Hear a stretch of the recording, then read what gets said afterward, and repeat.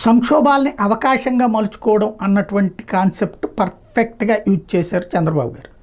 వాస్తవం గతంలో 3 రాజధానుల బిల్లు దాన్ని సవాల్ చేస్తూ హైకోర్టుకు వెళ్తే హైకోర్టు దాన్ని కొట్టివేసి ఏకైక రాజధాని అమరావతి అని ప్రకటించడం, దాన్ని సవాల్ చేస్తూ సుప్రీంకోర్టుకి వెళ్ళింది జగన్ ప్రభుత్వం. అది వాయిదాల మీద వాయిదాలు పడతా వచ్చింది.